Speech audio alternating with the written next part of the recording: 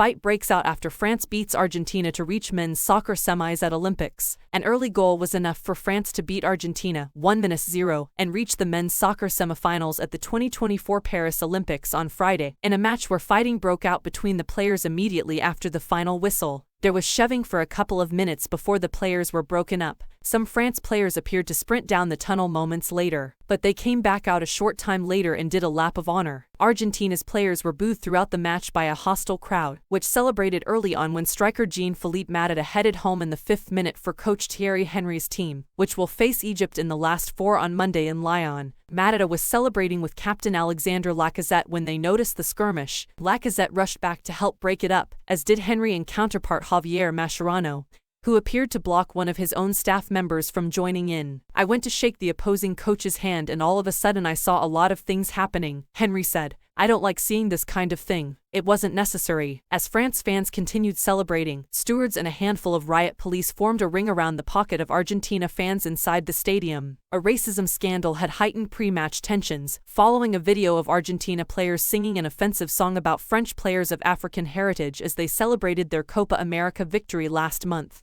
Henry was annoyed that Enzo Milot, who had been substituted, got a red card for his part in the fracas. "We didn't want to lose a player, but it was pointless. He wasn't even playing," Henry said. "I'm really not happy about that. We were all united. The only drawback is getting a red on the bench." Henry is a World Cup and European Championship winner with France, as well as English club Arsenal's all-time record scorer. He praised his team's resolute mentality. "Sometimes in a competition you win with pain," he said. It was a night of wasteful finishing from two-time Olympic champion Argentina, summed up when Luciano Gondu blazed over deep into stoppage time. But the miss of the game, and perhaps the tournament, went to striker Giuliano Simone. He somehow headed well over from meters out in an evenly contested first half. Tensions briefly flared during first half stoppage time when Mateta went to check on a teammate getting treatment inside Argentina's penalty area, and was pushed away. Lacazette smoothed things over quickly and Argentina goalkeeper Geronimo Rulli put an arm around him. There was a loud cheer when Mascherano was shown a yellow card and, as the second half ticked on, the jubilant home goaded their opponents by singing Els sont les Argentins. They weren't on the scoresheet. Argentina striker Julian Alvarez shot over and threw his head back in disbelief. A World Cup champion, twice a Copa America and Premier League winner, Alvarez failed to score in this tournament. France thought it scored again with a few minutes left in regulation time, but Michael Olive's effort was ruled out when a video replay showed midfielder Magens Akliouch fouling an Argentina player moments earlier. France won its only Olympic title in 1984, the year it also won the European Championship.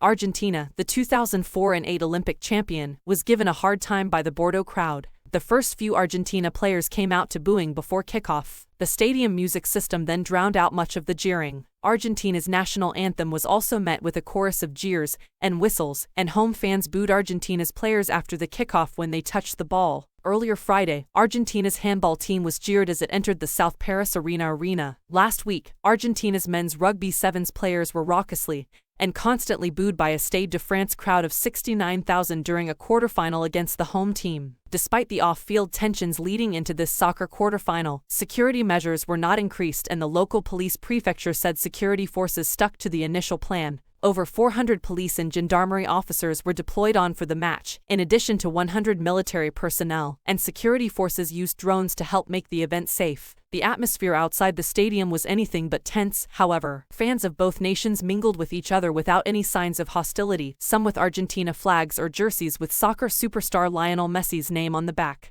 The match itself was a rematch French fans have been waiting for since Argentina's dramatic penalty shootout win in the 2022 World Cup final. But because it's primarily an under-23 tournament, superstars like Messi and Kylian Mbappe were not playing. France fans made up most of the 42,000 crowd. Bordeaux is a 6-time French champion that has now been relegated 2 divisions to the 4th-tier amateur league by France's soccer finance watchdog, DNCG, after filing for bankruptcy. France great Zinedine Zidane burst onto the scene with Bordeaux, known as Les Girondins by soccer fans around France.